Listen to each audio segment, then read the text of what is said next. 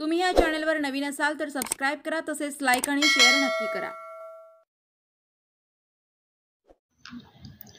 पंढरपुरात भालकेंचा पराभव राष्ट्रवादीमुळेच, काँग्रेसचा आरोप।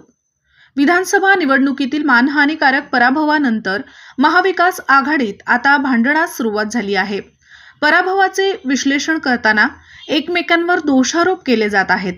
सोलापूर जिल्ह्यातील पंढरपूर मंगळवेढा विधानसभा मतदारसंघातील काँग्रेसचे उमेदवार भगीरथ भालके यांच्या पराभवाला राष्ट्रवादी काँग्रेस शरदचंद्र पवार पक्ष जबाबदार आहे। त्याने उमेदवार दिल्यानेच भालकेंचा पराभव झाला आहे, असा आरोप काँग्रेसच्या सोलापुरातील नेत्यांनी चिंतन बैठकीत केली आहे। तसेच सोलापूर दक्षिणमध्ये दिलीप माने यांना पक्षाने एबी फॉर्म द्यायला हवा होता, असा मुद्दाही नरोटे यांनी मांडला। पंढरपूर मंगळवेढा मतदारसंघात महाविकास आघाडीतील काँग्रेसकडून भगीरथ भालके यांना उमेदवारी देण्यात आली होती, पण राष्ट्रवादी काँग्रेस शरदचंद्र पवार पक्षानेही अनिल सावंत यांना एबी फॉर्म देत उमेदवारी दिली होती। मात्र भाजपचे समाधान आवताडे आणि काँग्रेसचे भगीरथ भालके यांच्यात लढाई झाली।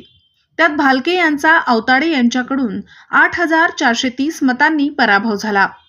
विधानसभा निवडणुकीतील पराभवानंतर काँग्रेसकडून अपयशाची कारणे जाणून घेतली जात आहेत। या बैठकीला माजी मुख्यमंत्री पृथ्वीराज चव्हाण, प्रदेशाध्यक्ष नाना पटोले, माजी मंत्री नसीम खान, भाई जगताप यांच्यासह काँग्रेसचे प्रदेश पातळीवरील नेते सहभागी झाले होते।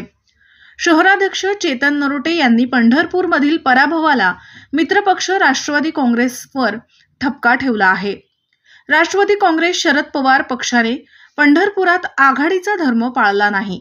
अनिल सावंत यांना एबी फॉर्म दिला।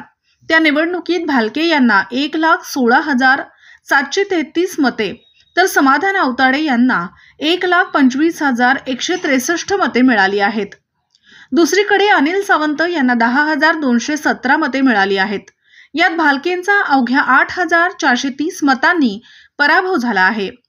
सावंत यांनीही 10,000 मते घेतल्यामुळे भालकेंचा पराभव झाला, असा ठपका नरोटे यांनी शरद पवारांच्या राष्ट्रवादी काँग्रेसवर ठेवला आहे।